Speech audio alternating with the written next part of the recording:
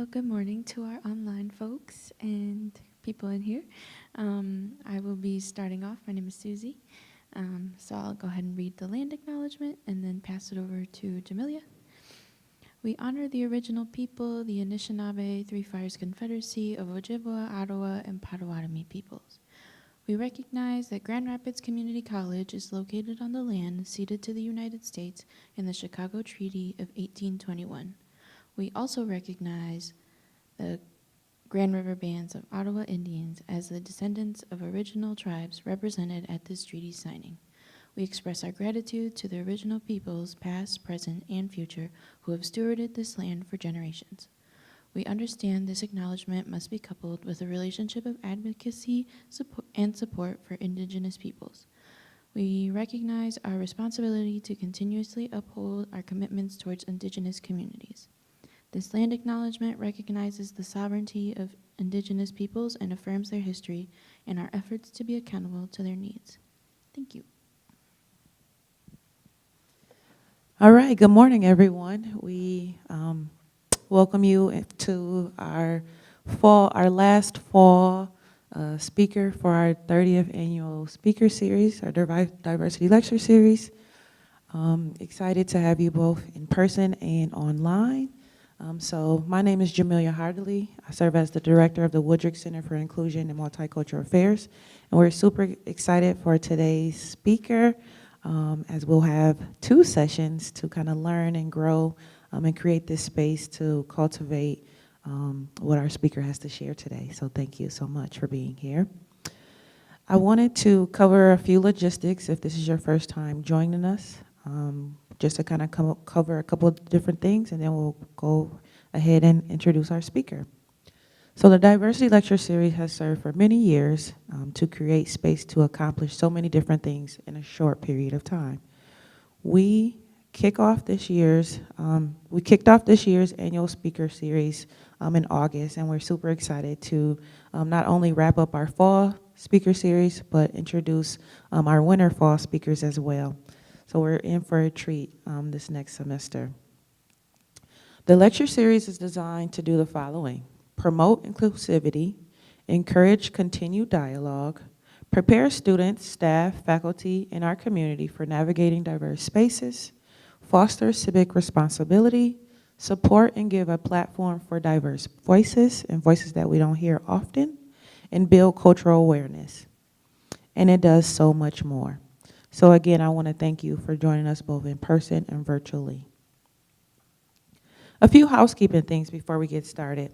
If this is your first time, if you are joining us online, there will be a QR code that will flash at the end of the presentation of this morning, where you have the ability to submit any questions, and we will make sure that your voice is represented in the space.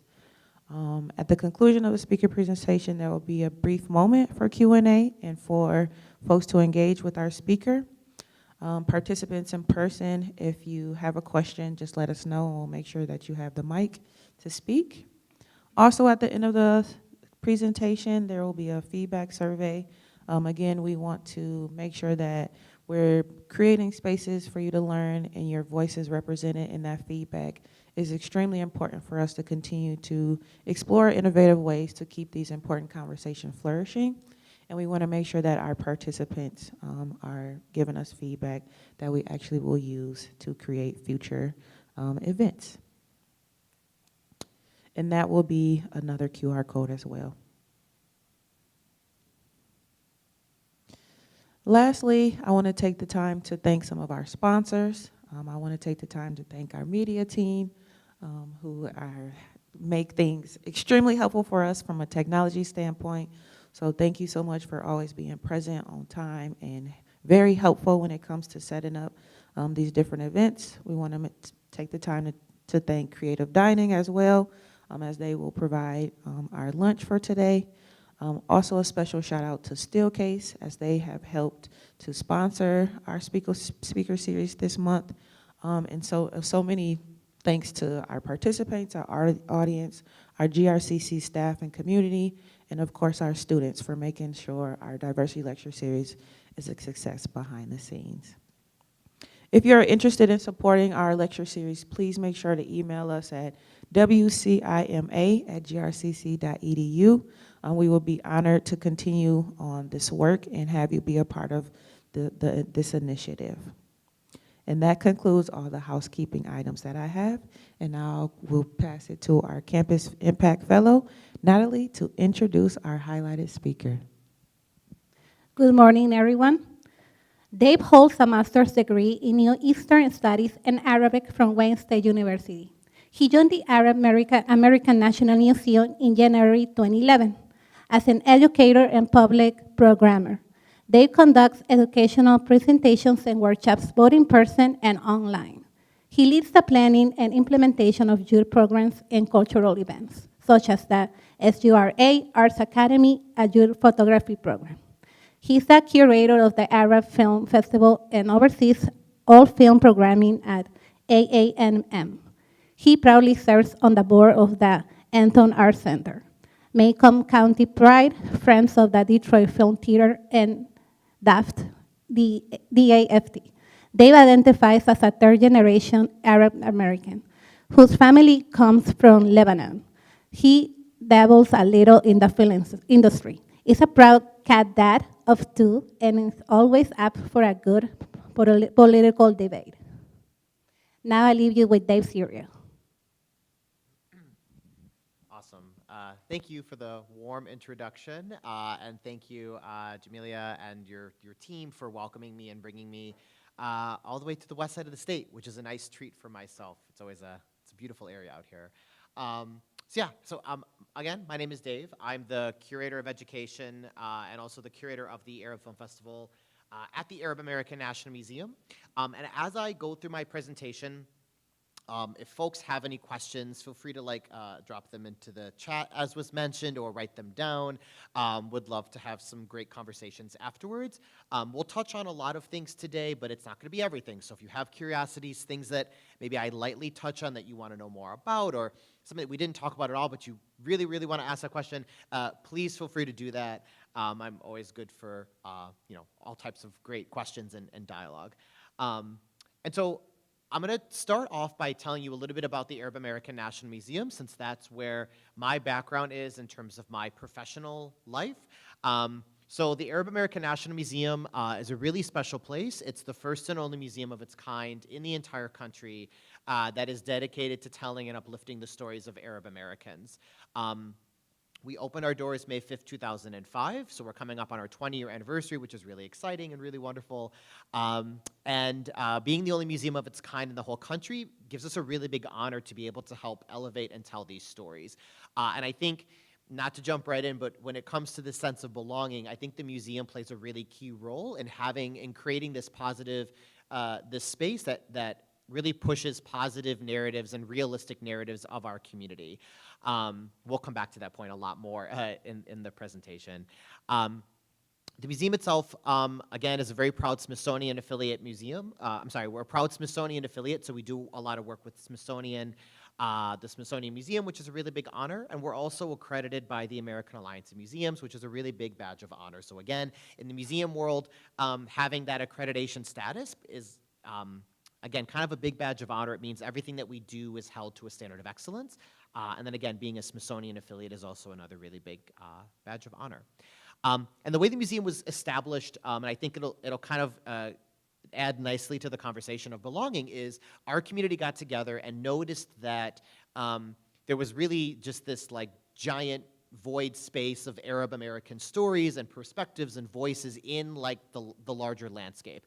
And so our community said, listen, the only players that are really telling our story for us are films, Hollywood, the news media outlets, and they're, of course, riddled with problems and stereotypes, and so there's no positive voice coming, there's no realistic voice for our community on a large scale. Therefore, let's build that space, let's build that sense of belonging, let's build those narratives, and that's really the brainchild behind the museum. And so before we jump into more about myself, I want to kind of frame who we're talking about when we talk about the Arab American community. So we need to, obviously get to know the Arab American community before we can kind of launch into this idea of, what the positive narratives of the community and the sense of belonging for the community. So it's always good to kind of frame who we're talking about, right? So if you look on this map, you'll see the Arab world. And you can see the Arab world spans a really large swath of territory from the Atlantic Ocean all the way across northern Africa and into southwestern Asia. Now, I'm going to throw a couple questions at you because there's a lot to kind of unpack with this map. The first and easiest question is always to define how many Arab countries we have on our map. So looking at the map, you can, of course, cheat and count if you want. But how many Arab countries do you think we have on our map up here?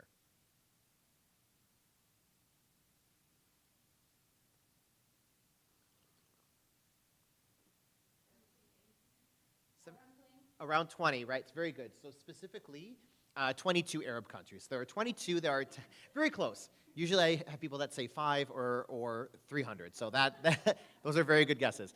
So we have 22 Arab countries. We have 10 in northern Africa and 12 in southwestern Asia that make up our Arab world. The other thing we like to talk about is really our unifying factors. So there's 3 things that unify these 22 countries together that make them a part of the Arab world, and then also Arab Americans can connect to some of these countries. So what do you think these countries have in common or might share? What might be some unifying factors between the people that live in these countries? What things might they share? Very good. So language is one of our big factors, right? So there's a shared language between all 22 countries, obviously being Arabic. Anytime we talk about similarities, we also highlight the differences as well. And that's one of the things that our museum really tries to cement, is highlighting the uniqueness of our individual community members, but also kind of, again, bringing them together with the similarity of Arabic language. And so the similar piece is more so the proper Arabic. So if you are in the university setting, if you're reading newspapers and media, this is more of the proper Arabic piece, which is more similar. The differences really come with the dialects. The dialects can be really drastically different from place to place. And so, for example, my family is from Lebanon, and when we greet people, a really common expression that we use is kifak, K-E-F-E-K, and this is your Arabic language for the day. So kifak just means, hey, what's up, how's it going? It's a very casual way to greet someone. If you go to Iraq, which is just to the east of Lebanon, instead of using kifak to greet someone, they would use the expression shlonek, which is a really fun phrase because it literally translates to what is your color today. So Arabic's a very fun, very descriptive language. And then if we go to North Africa, instead of shlonek or kifek, you'll find in Algeria, for example, you'll find the expression washrak, which again still means how are you, but again, you can hear the differences between the dialects, right? So that's one of our unifying factors is language. What else would unify a group of people together in this part of the world? Very good. So there's a shared sense of history and culture between these 22 countries, right? So again, there's a lot of similarities with the food and the clothing, the music, the art, all these different pieces, and of course the history, but there's also some uniqueness, there's also some differences, of course, right? And so when we talk about these similarities and differences, food is always a really good example of that. In Dearborn, we have a lot of Lebanese restaurants and a lot of Yemeni restaurants. Other restaurants too, but those are the 2 bigger groups. And my challenge for folks, if folks come to the museum and come to Dearborn, is to have lunch at a Lebanese restaurant and then have dinner at a Yemeni restaurant. And you'll see some similarities with the ingredients that are used, but you'll also see a lot of differences. The spices that are used between Lebanese food and Yemeni food can differ pretty drastically. There's very unique cuisines between the 2, but again, you'll find those similarities as well. And so that's just one example of the diversity and similarity kind of component when it comes to like culture. The last thing that is one of our unifying factors is something called the Arab League. The Arab League is something that has been around since 1945 and helps with economic, cultural, and political issues that arise, kind of like a mini United Nations, European Union type of thing. Not necessarily connected to the people themselves, but that's more of like an organizational kind of country structure thing that's up there. And so those are our 3 unifying factors. So when we're talking about Arab Americans, we're talking about mostly folks who connect to the language, whether it's themselves or their ancestors who spoke Arabic, and then folks who are connected to the historical and cultural connections of this part of the world. The one thing I do want to do a quick clarification on is when we talk about this part of the world, we are using the term Arab world, which is not a fully inclusive term. There are folks that live in these countries that won't necessarily identify as Arab. So it's not a catch-all term, but it is a little bit more inclusive than the term Middle East. So the Middle East is something that was kind of constructed by the British specifically, kind of the colonizing European powers. And so what they did is they sectioned off the world as they saw it in relation to themselves. So anything really close to them that was east, just to the east of them, they would nickname the Near East, right? Because it made sense to them logically. It was near them, but to the east. Anything like that was far, to the east, but much further, like China and Japan and those countries would be nicknamed the Far East, because again, it makes sense to British perspective. And then the Middle East just happened to be this like blob of land kind of in between near and far. So Middle East is not always the most accurate term. If you look at the map in front of you, and then if you envision a map of a traditional map of the Middle East, what are some key differences, do you think?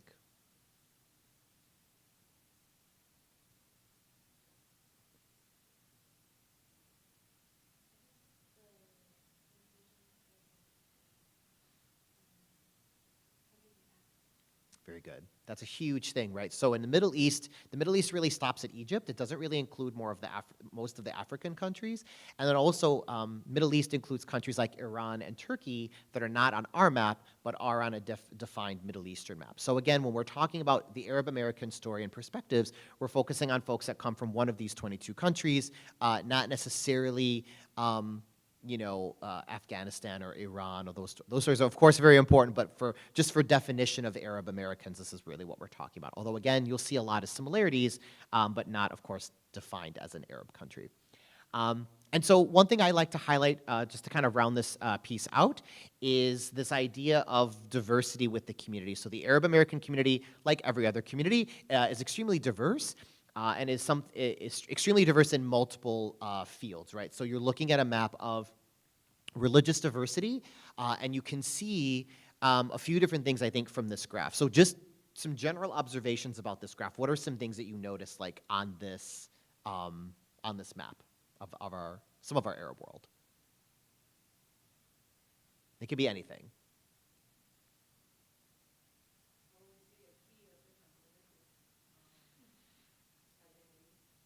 Okay, very good. So you see a list of different religious identities. It might be a little bit hard to see, but you can see it's not just one religion, right? You can see different colors. You can see a lot of different symbols here on our map.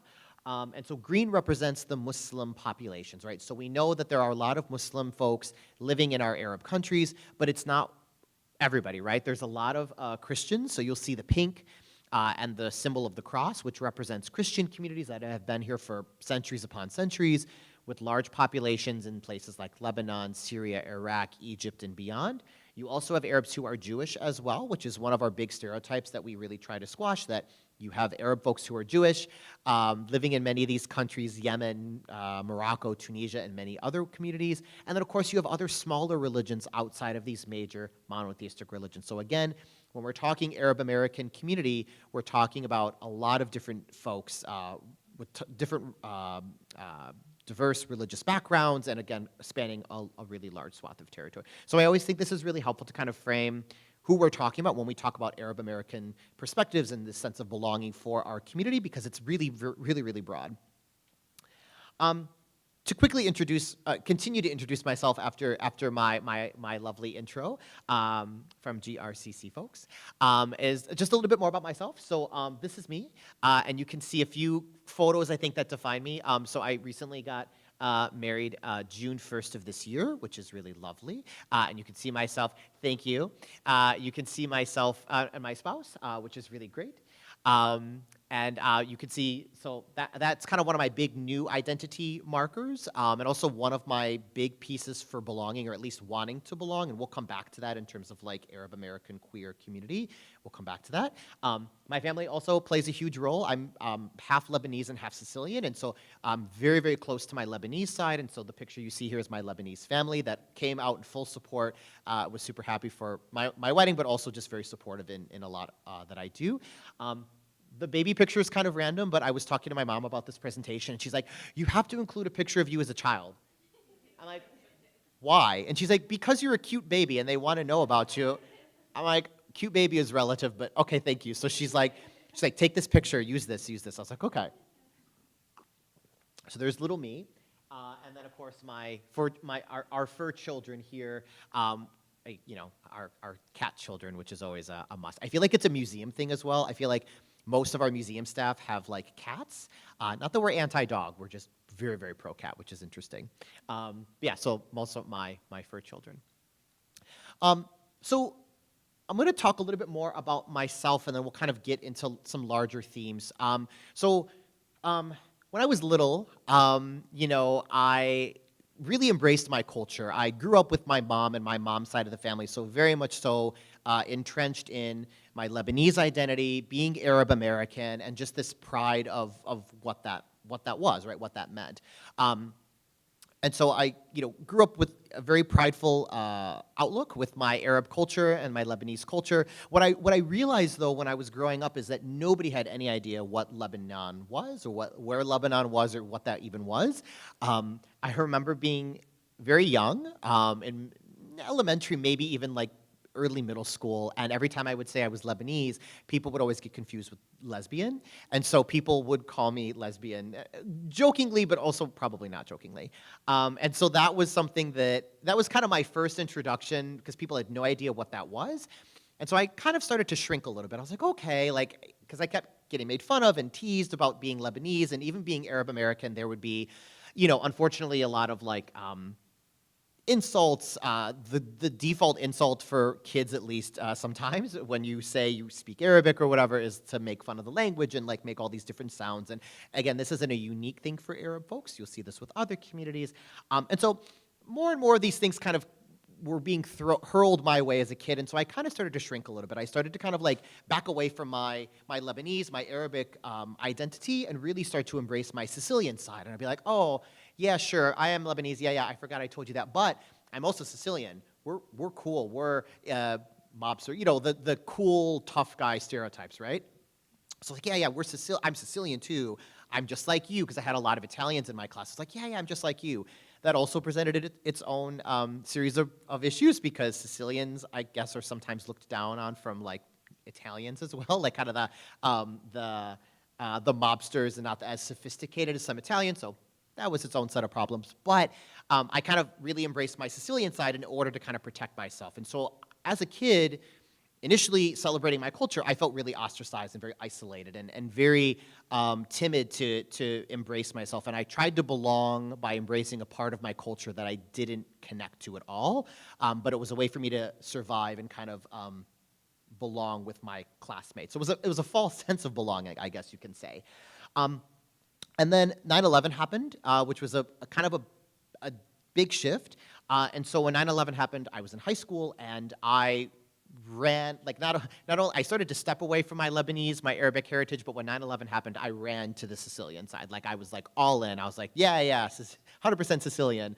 But people still remembered me talking about being Arabic and being Lebanese and things like that. And so I got a lot of flack in high school. It kind of continued. It was even ramped up. So a lot of folks, again, were saying really negative things about being Arab American and being Lebanese. And so again, the classic stereotypes and discriminatory lines of, is Osama bin Laden your uncle? And, just again, really, really negative things that were being hurled my way. And even when I would present people with being Lebanese, there was always kind of a question mark. I don't know if people didn't believe it, or I don't know. There was a sense of doubt in people's minds, oh, there was something else there. So even playing the Sicilian card to belong didn't necessarily fool people 100% of the time, at least, right? And so 9/11 happened, and again, that kind of just exacerbated the insults and a lot of the issues that I was dealing with as a young person, which is a lot. High school is a lot in general, let alone having these kind of complications, right? And so this is just one example of some of the barriers and hardships with belonging. So this is just my own personal perspective. But what are some other reasons that you all can think of why people may not belong or feel welcome? What are some other factors that might contribute to people not being welcome in spaces? And I'm not looking for any specific answers, just in general. Why might people not feel that they belong or are welcome?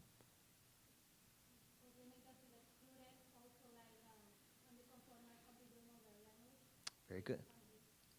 Very good. Yeah, so language barriers can be a thing, or people kind of brushing you off to the side because you're an immigrant, or the negative connotations of being an immigrant, or again, you don't speak English or whatever. That's a great one. Any other things that could add to people, contribute to people not feeling belonging to a group?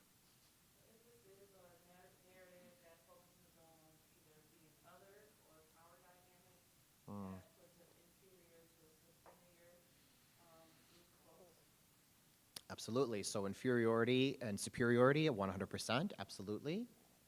Anything else? Okay, very good. So not seeing people who look like you. Very good. So there's lots and lots of different reasons, and you all mentioned some really great reasons, and I'm just throwing a few different examples up here. So we talked a bit about language barriers, different cultural experiences. Lack of accommodations can also be a thing as well. So like maybe the tools are not in place from a system to be included and have this sense of belonging. So having like lack of accommodations, whether that's if you are an immigrant and you don't speak English at a level that's seen that should be proficient or what other people think you should be at, having translated materials can be a really great thing to help with these accommodations or handicap accessibility. Again, it spans beyond just like Arab Americans, but so lack of accommodations, fear of rejection, not seeing people who look like you and kind of just taking yourself out of the equation. So lots and lots of reasons why people might not feel that they belong in various settings. So the question is always, how can we address this, right? What do we do? What can we do just as people, as community members, to try to make people feel included?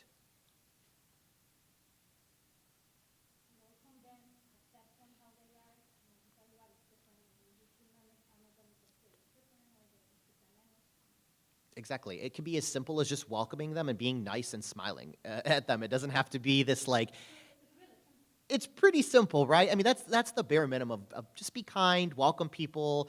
I always appreciate, when I do my workshops and presentations, if somebody speaks Arabic and I know they're not a native speaker, that makes me feel really good because I was like, oh, wow, you took the time to learn a little bit of Arabic, even though you don't speak Arabic, and that just makes me feel so much more welcome in the space. It's a little bit of effort on the other person's part, but it really helps to like break down any barriers and any sense of insecurity because sometimes you don't know what you're walking into, So having somebody who like speaks, says key effect to me, I'm like, oh, wow, that's so cool that you took time to learn a little bit of Arabic, and it immediately kind of lets my guard down. It makes me feel that I can belong and I'm in a safe space. What else? Any other things we can do to like make our fellow community members feel that they belong?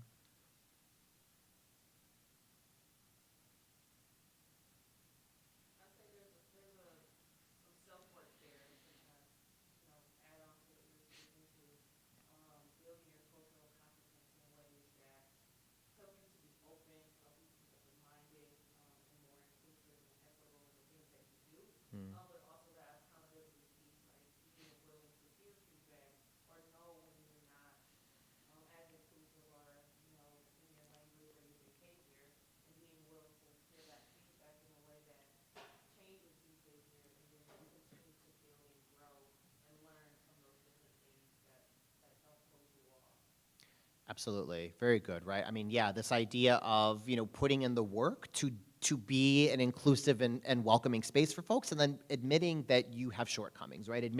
Seeing where you need to do a little bit more work, or again, we just went through a little bit of kind of outline what we mean by Arab American community, getting yourself educated, finding resources, going to like legitimate sources to learn about a community before maybe you start that work, I think is a really great piece. And it sometimes takes a lot of work to work with the community and to earn that trust, right? So it's not necessarily an easy thing, but it's something I think that is worth the effort, of course. I'll share a little bit more about this later, but the museum also has this track, right? So when we opened our doors initially, we were very much so focused on, well, how do we say this? When the museum opened, our goal was really to be like, hey, we're just like everybody else, and we're peaceful and loving, and we're not terrorists and all that, because that was the rhetoric, especially right after 9/11. And then as time has gone on, the museum has invested in other communities and other narratives to create more of a sense of belonging. Initially, it was very much so like, hey, non-Arabs, we're cool and we're just like you, don't worry, to now it's being more like, we're unapologetically Arab American, here's who we are, here's how our community is, and we have found that that has brought a lot more Arab Americans into our door. Our audiences have definitely changed from being more so predominantly non-Arab American to being majority Arab American in a lot of our programming. And again, we had to do a lot of work with self-reflection and talking to community members to say, why aren't people coming in our doors? And that was one of the reasons. They're like, I feel like this museum is not for us, but it's for non-Arabs to learn about us. And so we're continuously trying to change that narrative to make sure that people feel included and that the museum is a space for them. But again, a few things that, that you all had mentioned and that a few other things that we can do is simply creating a code of ethics. This is something that I think a lot of people may already do, but creating some type of code of ethics or rules that has a zero tolerance on discrimination, making sure all are welcome. The Indigenous statement that was read is a really great way, and I know the museum also has one, of making people feel that the Indigenous community is welcome. So just even something as simple as that can really make a huge difference in these types of spaces.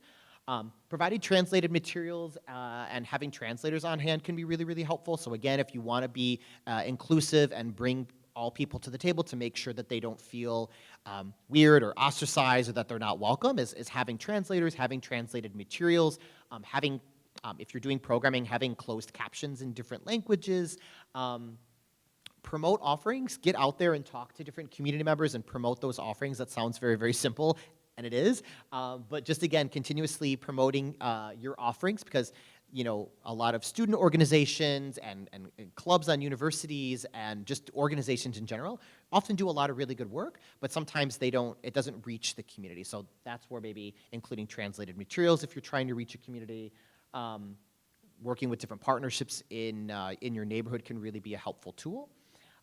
Incorporating diverse voices in all that we do. So again, if you're doing certain programming, or if you're whatever your idea is, making sure that you're very conscious of that there's representation and belonging from different communities. If you're doing a panel discussion, or if you're doing a lecture on, I don't know, immigration or math or whatever subject you're teaching, finding ways to incorporate Arab American perspectives in this case, but of course other community members as well, is a really good, easy way to do that.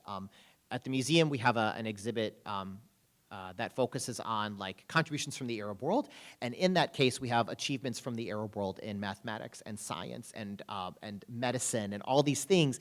And I remember being a kid, and I heard absolutely nothing about my community in my K-12 curriculum. And that changed in college, but what I wouldn't have given to have my perspective or somebody from my community mentioned in kind of those in the classroom, I guess, right? You have algebra that's invented in this part of the world. So when we were learning algebra, regrettably in high school, having an Arab American perspective in that space would have been really, really cool. Because again, when you hear all these negative things, us versus them, especially in US politics classes, history classes, you really, really kind of shrink and you don't really want to volunteer that you're part of that community sometimes. And anyway, so just including diverse voices in all that we do, I think, is a really good recommendation. Do the work, right? Cultivating communities takes a lot of work. It takes a lot of work to earn the trust from that community. So don't be afraid to try stuff and to fail and learn from those mistakes. It's going to take some time to earn the trust of the community, especially if you're not from the community. There's a lot of people who sometimes are like, why is this random group of people, whether it's a student org or a university or a class or whatever it is, why are these folks coming to us now? What do they want from us, right? And so doing the work, building that relationship can take a lot of time, and also making sure that what you're doing is not only benefiting you, but also benefiting the community that you are hoping to cultivate, right? We've recently, not learned that, but we've kind of put that to the test in a few of the things that we've been doing, of trying to be more welcoming to other aspects of our community and really kind of a give and take relationship versus just oh, we want this, we want people in our doors, well, what can we do for them? Putting out appropriate programs to celebrate them, making sure we have different dialects for translation when they come into the building. So again, it takes a lot of work to do that, but the benefits are much better than the work, I guess, ahead. And then create meaningful and lasting partnerships. We get a lot of folks that want to work with us because they want to engage with the Arab American community. And so creating meaningful and lasting partnerships is a really great way to earn the trust of the community. Like if people want to work with the community, but they're from the outside and they have no connections, working with legitimate organizations like the Arab American National Museum, or really, there's plenty of others as well, can really help at least get your foot kind of in the door so that you can kind of, again, engage with the community. And then, of course, education. Education is always a really big thing, kind of like what we're doing today. And then, again, help raising students' voices and help encouraging them to belong as well. We'll come back to this point in a little bit. Okay. Back to me. Once everything was happening with, again, kind of 9/11 and all that, again, I never saw myself reflected in any of the curriculum that was being told. Again, like I said, especially after 9/11, it was very much so an us versus them thing, us being the US as a country, the good guy, always the hero, always the good guy, and them being the Arab countries. In some cases, obviously. There were other lessons on other parts of the world, but it was always in a negative context. It was always in, like, terrorism, angry Arab, purely anti-American, anti-freedom, all these different things. And so, again, that contributed to me kind of shrinking. And so what I did is I decided to talk to my family as my safe space, right? Most of my family lives in Florida, and I remember every time I would go down to Florida, I would talk to my aunts and uncles and cousins and my grandparents, and I would say, like, here's what's going on with me. What does it exactly mean to be Arab American? What does it mean to be Lebanese? Because again, I would tell them, like, all these people are saying that we're terrorists, that we're not Americans, that we don't belong in this country because we're not true Americans, our loyalties are overseas, or whatever ignorant statement was being thrown. And I was like, what does all this mean, right? So I took all this that was being thrown at me, unfortunately, unloaded it on my family, and was like, I don't understand, why are people saying this? And specifically my grandpa, my jiddu, as we call it, grandpa in Arabic, but my jiddu took me under his wing and said, okay, let me tell you exactly who we are and where we come from and about Lebanon and about being Arab American, our rich language, our culture, the contributions that we've given to the world, right? Some of the first alphabets, the invention of math, medical advances, all these different things. And that helped to kind of reverse my shyness as to being an Arab American. I was like, wow, like, there was a lot to be proud of. I didn't know all these things that you're telling me. I didn't realize that we invented things and that we had, all these contributions. And so I started using those stories that he told me and continuing to do my own research and talking to my cousins and other folks about what it meant to be Arab American. And I used a lot of these storytelling pieces to help inform people about who we are as a community, to help kind of dispel the stereotypes. So these positive narratives, these stories that I was telling would really help to change people's perspectives, right? Because I've had a lot of people who have had honest conversations with me. I remember one time I was, I forgot how old I was, but I was younger, and I remember a friend of mine who was very well-meaning came up to me and asked me a question about people living in the Arab world, and it was very well-meaning, and she said, listen, she's like, I know this is an ignorant question, but do Arab people back home and overseas, do they live in, like, houses? And I said, what do you mean? She's like, do you live in houses? Do you have bricks over there? I was like, yeah, there's a few big cities over there. We have, Cairo and Beirut and all these big cities. And she's like, I don't mean anything by it, but she's like, every time I hear anything about your culture, it's people in the desert in little tents and camels that are being transported. And I was like, that's real, because when you look at the media, that's what's depicted. And if you don't have any knowledge, that's what you're absorbing, right? And so I used the storytelling as a way to help educate my community about who we are as an Arab American community. So using the power of storytelling can be a really, really, really useful tool, right? So what exactly makes a good story? When you guys think of, like, a good story, what are some, like, important components of, like, a good story or a good storyteller?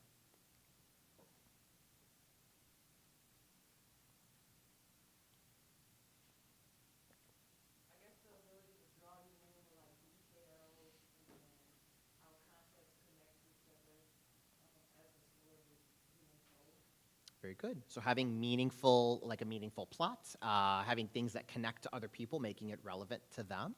Absolutely. Anything else that makes a good story? Very good.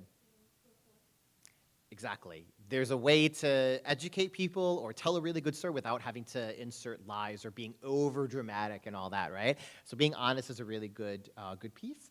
And so again, having a good plot, having something that is, just a core good story, something that's interesting to people, having it relatable to folks as well is really important. At the museum, this is something that we always really stress when we do our tours, because all of our tours are obviously Arab American focused, but the trick for us is how do we make other people feel like they belong in our museum, that this is not just a museum for Arab Americans, but it's a museum for everybody, right? And so we'll see some examples in just a moment, but a lot of our stories, we make them relatable to other communities, and there's a lot of really interesting connection points, which we'll look at in just a moment. Good structure, of course, needing a good structure, right? This idea of like setting the scene, something kind of happens, there's the climax of this thing happening, and then kind of like the falling action or the conclusion at the end, so having a good structure. Connection to audience, so again, kind of this idea of relatability and being intentional with relating the content to whoever your audience is. At the museum, we see a lot of different audiences, so you have to think on your feet. Sometimes you're going to get a bunch of white kids from some of the suburbs, and how do you make the story that you're telling relevant to them in the same breath as a bunch of senior citizens from a historically black college that's coming or whatever, right? So you're gonna have to think on your feet and really make sure that you're connecting to audiences. You wanna make it memorable, something that they're able to take with them when they leave. And of course, creating empathy and creating understanding and creating kind of those connection points. Oh, okay.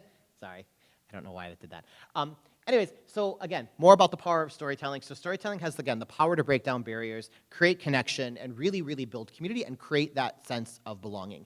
When I first went to the museum as a guest, I was so enamored with the exhibits. I was in love. I was like, oh my gosh, I finally have an institution that is archiving and collecting and telling my story, and I see names that I recognize from my family. I see objects that we have at our home that were brought from my great-grandparents when they came here. I see clothing that we have. I see, kufiyas and things like that. And it was the feeling was just very overwhelming to be able to see myself reflected in a national institution versus me having to just talk about it amongst my families. It was a huge game changer, which is why I wanted to work there. Also, having primary sources is a really good way to help tell stories and, again, create this sense of belonging. There are a lot of narratives out there, alternative narratives that have a lot of stereotypes with our community. We're seeing that even with what's going on in Palestine, for example, people are erasing personal stories and experiences that people have, and so using primary sources is a really good way to combat that. You can't discount somebody's personal story just because you don't agree with it or it doesn't play into your model of what this community looks like. Being able to use primary sources, which is what the museum has, personal objects, really help to tell a very clear story. Resources at the museum, we have a lot of, again, personal stories. I won't share right now, but if you go to the museum's website, you're able to see a long list of educational resources that we have for teachers, but that we also have for community members. One of my favorite things we have is our digital scrapbooks, which if I have time, I'll go back to, but it's a really cool thing that we empower the community to do. We encourage them to bring a bunch of old photos with them, create some type of script, and then we digitize and scan their photos, and they narrate a story. And my aunt actually did this for my great-grandparents, well, her grandparents, when they came here. She found a bunch of old photos, and she was able to tell her story about them coming over here, their story of immigration, their story of discrimination, their story of wanting to hold on to the language with my grandfather, with my Jiddu, right? And so that was a really satisfying way to not only tell our story, it was very therapeutic, but also to archive it so that other people can look up these digital scrapbooks and learn from them, use them in the classroom, and be able to relate to them. And again, creating positive narratives, kind of pushing back to the negative stereotypes and things that are out there. I'm going to go through a couple of really quick stories to kind of reiterate the point of this point of connection to our community inside, but also other communities as well. At the museum, we have a story about a guy named Zamori. Zamori is the first recorded Arabic speaker that comes to North America. He comes from present-day Morocco in North Africa, and he comes over to North America in 1528. Can anybody tell me why they think Zamori from North Africa is coming to North America almost 500 years ago? What's happening in the world between parts of Africa and North America in the 1500s? Very good. So Zamori is, again, the first Arabic speaker that comes here. He's also an enslaved person. He's captured by the Portuguese. The Portuguese then trade him to the Spanish, and the Spanish are the ones that bring him over to North America. They also kept they documented his story relatively well, so we know a few things based on the stories that have been passed down. We know that he was a translator. He learned Spanish, he learned some of these indigenous languages, and was able to translate and mediate between the two groups. We know that he was an explorer, not of his own free will, of course, but he journeyed over 6,000 miles of territory in present-day Texas, Mexico, Arizona, kind of that region, leading many expeditions, again, on behalf of the Spanish. We also know that he was a medicine man. He was seen as a healer with the indigenous communities that he interacted with. My guess is to cure the diseases brought by the Spanish, right? And so we know a lot about him. And I think the important point for today, I mean, Zamori is an important story, but the important point for today is that we utilize this story, A, to educate our community that Arabic speakers have been here for a very, very long time. It combats the idea that Arab Americans don't belong in this country, and it also connects to other communities as well. There are obviously, this story connects very well with the Black experience, the African American experience of enslavement, right? It doesn't take away from the story, but it adds a very small component to that larger piece. And so we've had some really good conversations with some of our African American visitors who are like, oh wow, like I did not know that you all shared that same story, right? And again, it's not to take away, but it's to kind of add to that narrative that exists. So that's a little bit about Zamori. As we go into the rest of some of the other stories, and I'll just kind of share these quickly, about how we insert Arab American stories to, again, create that sense of belonging. And one of the reasons that this is such a passionate topic for me is, again, there's been so many situations where, again, things are put in place or people's narratives really actively try to make sure that you don't fit in and you don't belong into these spaces, whatever those spaces might be. Even in terms of pop culture, I remember, this was a few years ago, but there was a story that came out, and it was a woman who won Miss USA or Miss America or something like that.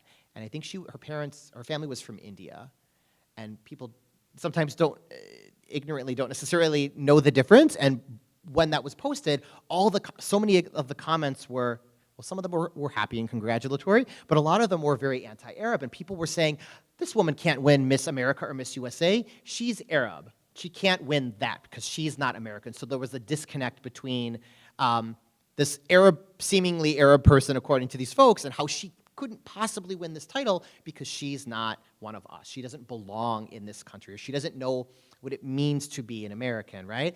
And so ever since then, there's many examples, unfortunately, but that's really why I like to tell these stories, because using the story of Zamori, I can say, oh, really, because Arabic speakers have been here for 500 years. We're very much so a part of this fabric, right? Another example is incorporating Arab American voices into large things that we know, right? So we all know the story of the Titanic, which is something that you hear about. There's museums, there's exhibits. What we may not realize is the Arab American connection to that. So again, weaving in this sense of belonging in big historical events. We have some really great stories of Arab Americans on the Titanic, one of which is Anna Yusuf, who you see pictured here with her family. And before Anna had passed away, she was talking about her experience on the Titanic and what her experience was like. And there's always one story that she references, and she compares her experiences to the movies that are made about the Titanic. I assume most of us have seen the Titanic in one form or another. There's one scene that Anna always calls into play, and there's one scene in the movies where people are dancing, music is playing, there's people having a good time, there's this big party happening, and it's right before disaster strikes. And Anna says that the movies got that part right, but what they omitted, whether on purpose or not, what they omitted, according to Anna, is the reason people were gathering and dancing in the first place. And according to her, the reason people were gathering is because a Lebanese wedding had just taken place, and it was the reception to that wedding. So again, it's a very, very tiny piece of the big story of the Titanic, but again, finding ways that we can incorporate Arab American perspectives and stories and a sense of belonging through the power of storytelling, I think is a really, really important piece.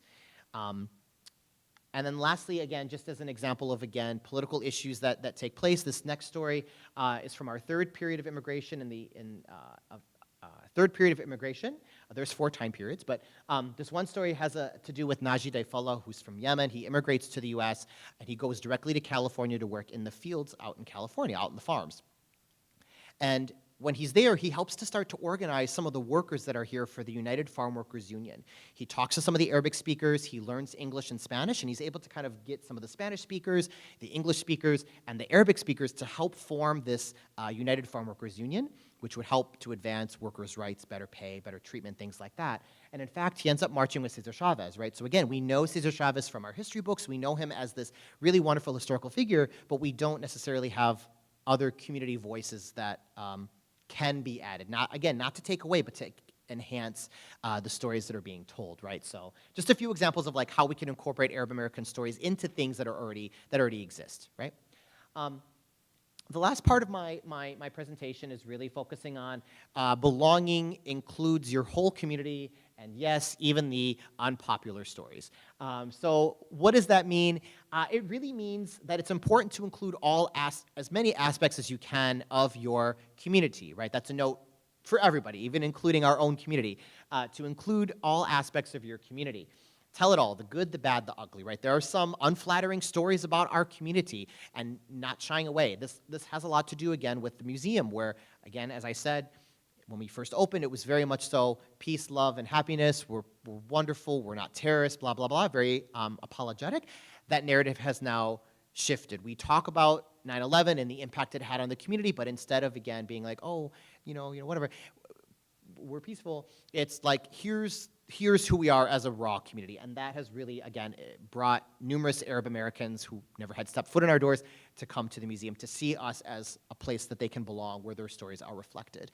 It also includes things in terms of political, when there's political tension, right? With everything going on in Palestine right now, people are shying away from telling Palestinian stories, wearing Palestinian clothing. There are folks who are oppressing Palestinian voices and wanting to keep it apolitical or wanting to keep it peaceful. And sometimes there's a time for that. Sometimes there's a time to help elevate these voices. And like the story of Ahmed Ibrahim, for example, it's not in nature, it's not a political story, but it's the reality of what happens, right? So we talk about the story of Ahmed Ibrahim, who is born in Jimsu, Palestine in 1922, and then like many Palestinians during this time, he's forcibly removed from his land when Israel is created in 1948, and it causes many Palestinians to be forcibly removed from their land. We also talk about the story about him going to a refugee camp and eventually coming over to the US and kind of that story. But again, not shying away from narratives, because again, these are primary sources. These are experiences that so many people have. You can't ignore these perspectives, even in times of political turmoil or things happening overseas. It's really important that we include these perspectives and these voices. So I just wanted to kind of uplift that. And again, showing the imperfect side of your community. Again, not shying away from when bad things happen, owning those things, and then again, continuing to tell a wide variety of stories. And really showing your humanity, really showing who you are. So again, the story of Ahmed Ibrahim, even though with everything going on in Palestine, it's very political in nature, referencing the human perspective really shows the humanity, right? Take the Palestinian piece away if in terms of politics. The fact that somebody's kicked out of their home, they don't want to leave, but they have to leave, it creates empathy. It creates this human component, right? And so, again, showing the humanity, I think, is a really, really important point of being able to tell these stories. Again, when it comes to, kind of what some things we can do kind of on the ground, creating and supporting student organizations, I think, is a really great rule. What do these student organizations need? Again, over the last year, we've seen a lot of organizations, a lot of colleges who have had Palestinian and Arab and Muslim folks and allies supporting Palestine, doing protests. How can universities, how can folks, how can student organizations support the needs and the fears of these students without necessarily conflicting with policy, right? And I'm not here to tell you, you should do this and you should do that and this is how it should be.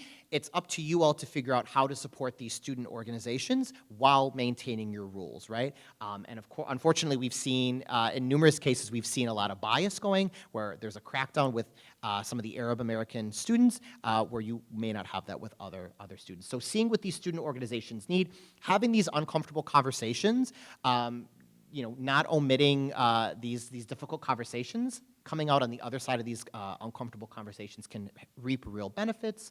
One thing the museum has done a really good job of is collecting surveys, doing community conversations, having dialogues with community members to see exactly what their needs are, right? As I said before, we've had a lot of communities that have never historically come into our building are starting to come into our building because we've done dialogues, we've done discussion circles and said, why aren't you coming to us? What are we doing, what are we doing that's not making us a welcoming space where you can feel like you belong? And they're like, well, honestly, I don't see myself reflected in the exhibits, or all of your programming is very Lebanese and Syrian and Palestinian, which is great, but what about Moroccan? What about Sudan? What about Somalia? What about some of these other communities? What about the queer community? What about, et cetera, right? So we've had some really good conversations, and we're learning from those conversations to do better. Jamelia, I think you had said something about like owning that you don't know everything and to learn. That's super, super key. Admit that you don't know everything and hear from your constituents. Even if it's something you already know, give them the space to share these perspectives so that you can grow and learn, and you can grow and learn together with these folks. Hosting educational workshops and panels is always a really, really good, great thing. Again, anything educational is great. Being mindful of who you're having in these workshops and these panels is a really great thing as well, right? So if you're doing a panel on Arab Americans, that's lovely and great. Make sure you get diverse perspectives. Make sure all of your panelists are not from the Levant, right? Again, not Lebanese and Syrian. Making sure you have diverse panelists, diverse perspectives, age ranges, sexualities, economic status, all these different types of things. Again, it takes more work to expand the net of folks that you work with, but again, the benefits are insane. And then again, listening to others at the table. Again, really basic stuff, I think, but something that is worth repeating. So the last piece is really kind of belonging inside and outside of the community, and this is kind of where I'll wrap up. So at the museum, we, again, really try to bring these connection points to folks outside of our immediate community and also within our community, right? And so again, these are just a few examples of some stories that we tell that connect to other communities. The guy on the right is Ralph Johns. He is probably somebody you have never heard of, but he's a really interesting guy. So he's a guy that went down to North Carolina and helped fight to end segregation. The story of Ralph is that he goes to talk to some of the black students who are protesting segregation. He encourages them to do sit-ins at Woolworth's, which is an old school diner, I think, in North Carolina. And he encourages them to do these sit-ins to, again, fight segregation, and then I think the next day he runs to the news outlets and says, did you hear what's going on at Woolworth's? And brings media attention to what's happening, right? So again, it's a small piece of that larger movement, but again, it's again, that connection piece of inserting the Arab American story. Same with Kay Elder. Kay Elder is somebody who's very well known in like the Dearborn, Metro Detroit community, and she's very well known for being an activist. In the 1950s, when she settled in the south end of Dearborn, she worked with numerous folks in her community to help to, she worked with numerous folks in her community to successfully stop the bulldozing of homes in the South End. At this time, there was a factory that was trying to clear out all these homes, and these homes were for a lot of new immigrants. So obviously folks having issues with possibly moving and expenses and things like that. And so she and many other activists successfully stopped the bulldozing of homes in the south end of Dearborn, which is always a really fun story. But again, inserting Arab American perspectives in like local history, for example. Representation is key. That's not a surprise. We've talked a bit about this already. Again, sharing marginalized voices within the marginalized community that you're referencing, right? Without trying to tokenize it, right? Instead of doing like a check mark of, oh gosh, we need a black Arab, let's just grab somebody randomly. Again, casting your net, going to that community, creating those connection pieces. Again, inviting folks who have, who are diverse in gender, sexuality, religion, race, dress that they're wearing, age, language, right? Don't be afraid to have folks that don't speak English on your panel, have translators. Like, that's something that we're struggling with because it can be a bit logistically difficult, but having folks that don't speak English join your panel, having translators there, having ASL folks there, right? So making sure that you're getting a wide range of diverse voices, diverse perspectives in here. So again, it's not just enough to have a bunch of I keep blasting my own community. But a bunch of because we've done this before, right? We were very Levantine focused. We're changing that. But again, it's not enough to just have a bunch of Arab folks on the panel. But again, being very thoughtful in how you curate these types of conversations. But also for inside as well, right? Within our own community, creating this sense of belonging is really, really important, right? In our community, sometimes there are folks who are not necessarily as welcome as other community members. So myself, identifying as a queer Arab American person, I don't necessarily belong or find myself belonging in Arab American spaces all the time. Sometimes I definitely do, but there are many times where I don't feel safe to embrace other parts of my identity. And so there are aspects of my community that I love. There's also aspects that I'm a little frustrated with and are hoping to kind of change that. And so belonging is also a note for our own community, is that you can't erase aspects of the community that you don't like or don't agree with. If you're going to belong, especially as a marginalized community, making sure that there's space for everybody, I think, is really, really important. And that's something that I think our community is dealing with. And things are slowly changing for the better. And the last thing I'll add, too, again, is, as a queer Arab American individual, having spaces that connect to my queerness, I think, is really important. And sometimes having just what's it, GSA, Gay Student Association, GSAs, are awesome, right? Sometimes folks of color may not feel the most welcome in predominantly white queer spaces. Sometimes absolutely they do. But just something to keep in mind is, again, addressing the needs of folks. I myself have had great experiences with folks who are not Arab American, and I found myself, being welcomed and embraced. And then I've also found myself being stereotyped in some of these white queer spaces or non-Arab queer spaces. I've been on two sides of that, right? One side, I've had folks who will exotify me as this hyper macho kind of guy, this stereotype of the butch masculine Arab. I've also had people who refuse to believe that my name is Dave or Dawood in Arabic, and I've had people who are like, no, seriously, what's your name? You can tell me. Is it Ahmed? Is it Muhammad? Is it whatever? So I've been on that aspect of it, and so again, it's great if we have again, in the case of being queer, it's great to have these queer organizations that exist, but making sure that those organizations are welcoming or having subsects of that group, again, having a POC queer group that maybe works hand in hand or is incorporated into that session. Again, that's not for me to say necessarily, but just things to kind of think about as we're talking about this sense of belonging and how complicated it can be. It's not always an easy fit. I think I'm kind of running out of time, but we can do the scenario really quickly. Okay. Okay, so I want you to take a moment and I want you to read this scenario. This is going to be the very final piece of my presentation. I want you to read it. It's a lot of text. Take about 5 minutes. What I want you to do in this scenario, I want you to identify the problems that you see in this scenario and how you can fix those problems. Okay, so I'll give you 2 minutes, read the scenario. You can talk amongst yourselves, or if you're online, you can write some notes.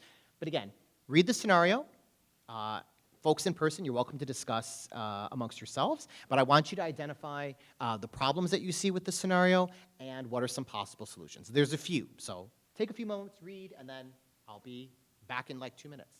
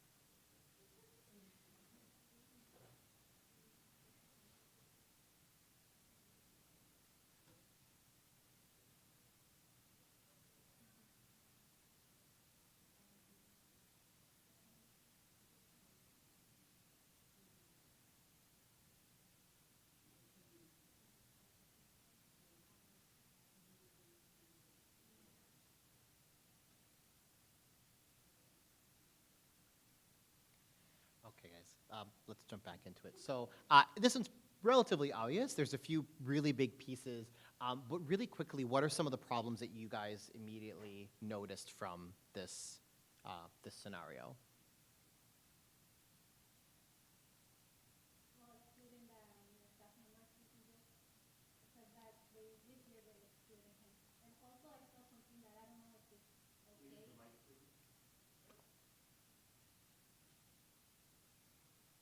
So yeah, as I mentioned before, the excluding the member from Egypt. Also, I'm not sure if there's something in there that it might be relative, but the food. I don't know if people from Egypt, how do they know for sure they don't eat pork or alcohol? Because it says refrain from making alcohol-related comments. Maybe that's not relative. I will say those two. And then there are still other things, but I will say those. Okay, absolutely. Very good, right? So yeah, the idea that they're outwardly excluding this person is obviously very problematic. And then also, like, they're kind of tiptoeing around this person. It's very awkward, right? And then really good observation of the idea that people are not bringing pork and not making alcohol-related comments, which is thoughtful, but we don't even know if this person needs that, right?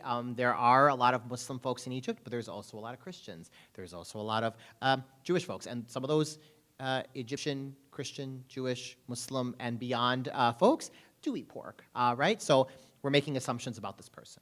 Very good, thank you. Anything else that you have observed? Any other problems?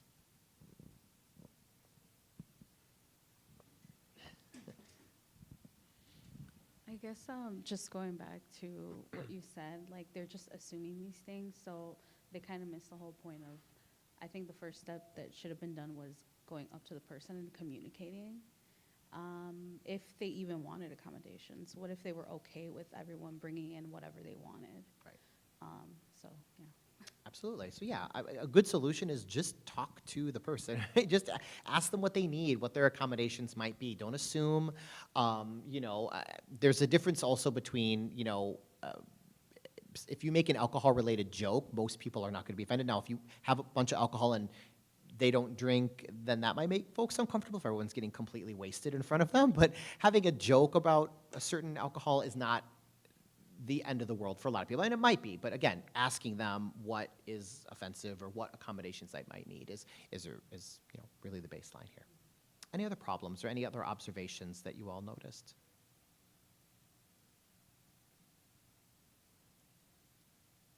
So those are kind of the big ones, right? So the idea, again, is making sure that this person feels accommodated. And again, the fallout from this is now there's just this sense of awkwardness. No one's addressing it. And I'm sure the Egyptian staff member is feeling unwelcome, that they don't belong, that they're being excluded from these things. One other thing I think that's really, really important here is that it says up until 3 years ago, everyone who came to the department, who came into the department, participated in the party. It was a common joke among the staff that they got far more business done at the party than any of their staff meetings, right? And so if that's true, not only is this person being excluded and not able to kind of build these bonds and again, establish this sense of belonging in this office, but it's also affecting their job too, right? So if more business is being done at this party, they're not invited, and business is getting done, then it's going to start to affect their job since they're not a part of those conversations, right? So again, it all boils down to communication, creating a sense of belonging, seeing what this person may need, and again, just having open and honest communication, okay? Here again, this is kind of what we talked about. Again, seeing what the needs of the community are, don't assume. Think about how to be inclusive and create a sense of belonging. Again, what does this person need? Creating, again, community circles and dialogues. I can't stress that enough. I think that's been really helpful for us. So again, seeing what folks may need from this community, and then again, creating meaningful opportunities for folks to get involved. So again, if you want to include Arab American voices and perspectives, finding ways to include them in meaningful programming, in meaningful dialogue is really good versus just like, man, we need to increase our Arab numbers. Hey, you, bring people to this event. Here's this thing. Have them be a part of the planning right from the start, or again, find ways that it's mutually beneficial, right? Because again, you're going to eventually exhaust that person and be like, okay, we're not getting anything out of this. It's benefiting you, and that tie might be cut.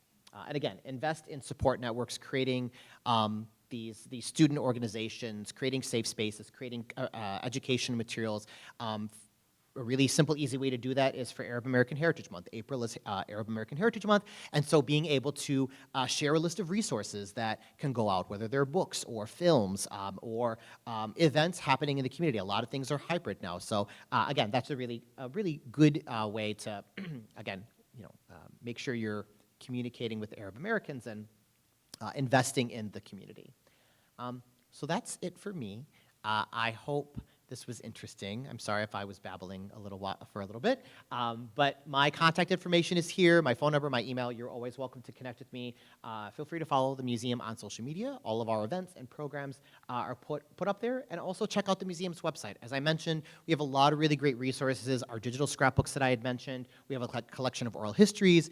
A lot of our objects are digitized, so you can actually go into our collection and type in objects from Yemen, and it'll bring up really, really cool things or personal stories of family members.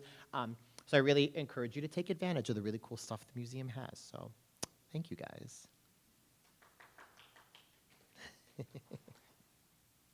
All right, we do have just a couple of minutes for some questions.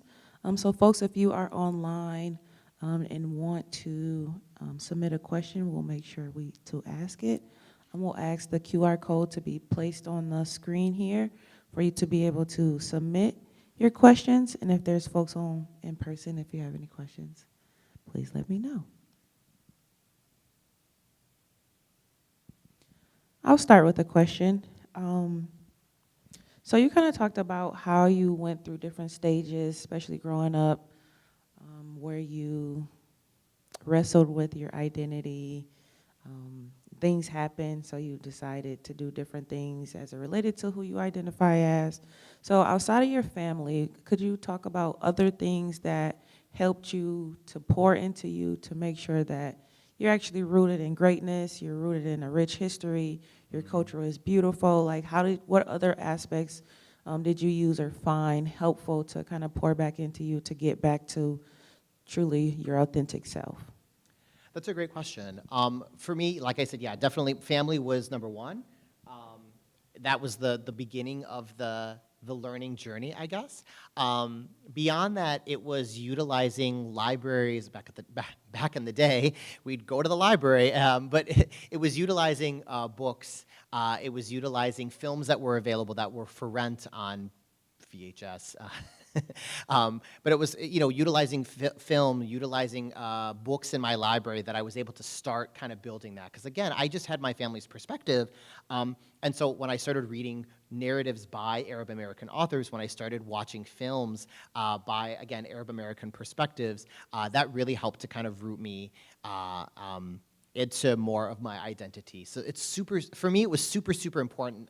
Even still today, if I'm in a non-Arab space, I mean, the museum's obviously an Arab space, but if I'm in a non-Arab space and I see somebody reference an Arab American person, a poet, a philosopher, a filmmaker, I get super geeked because I'm not expecting it. I'd love to expect it, but I'm not expecting it to happen. And so when people do that, it geeks me up, right? So, but I would say definitely for me, films from like libraries, and then eventually as I got into college, being able to connect with other Arab Americans was super, super, super helpful for me because it got me different perspectives outside of my Lebanese family. I got to meet people from Sudan and talk to me about the Black Afro-Arab experience that they have, which is very, very different from mine. I got to meet folks from different religions when I was in college. So honestly, just taking Arabic classes and being able to mingle and network with those students was also super beneficial. So just finding community spaces, and again, the literature, the films were really, really useful. And then just rooting myself in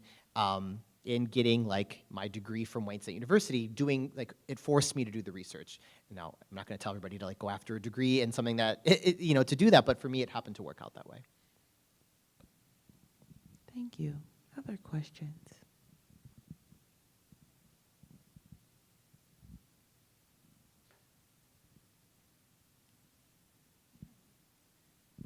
So I was wondering, what would you tell other people from, other Arab Americans? What would you tell them if they were in the same situation, facing challenges coming to America, things that you also face? What would you tell them? Like, what advice would you give them to feel okay, to don't they don't let others, make them inferior or feel bad. What would you tell them, like in terms of being okay, that they belong, that that they're important? What would you tell them based on your experience? Thank you. That's a great question. I don't know if it's too simple of an answer, but I would just be in community, right? Find community. Certain. Well, let's not say that. It can be really hard sometimes, right? Especially, again, if you're an immigrant family or if you're a refugee family that's coming and you don't necessarily have all the riches in the world, or even just having the pain of having to be forced out of your country, even if you're economically rich. That's a really big thing to have to deal with. So honestly, for me, I would just say find your community. Find, folks who are, I don't want to say like-minded, but have similar experiences. Build that community if it doesn't exist. I've been talking to a lot of my friends who are very upset and disappointed with the election, and so I'm encouraging them, like, be with community. Find people who you can mourn with, or find people that you can have dialogues. What can you do? You can gather in community. You can start to organize. You can protest. You can fight like hell, or whatever their perspectives are. But I think finding community is a really, really good piece of advice. And community can look like a lot of different things. And I would also, again, just finding support systems, finding like-minded folks that you can connect with, I think is a really good way to kind of start that process off. All right, well, Dave, thank you so much for your time this morning and just the information that you shared, both about the museum, yourself, the historical context, and everything else. So we want to just, take a moment to applaud you again for this morning's session. Hold for applause. And then we will take a break, and then we'll have another session to continue this conversation again at 1 o'clock. So folks online, thank you so much for joining in. Folks in person, thank you again. And yes, thank you, Dave. Thank you. Thank you so much.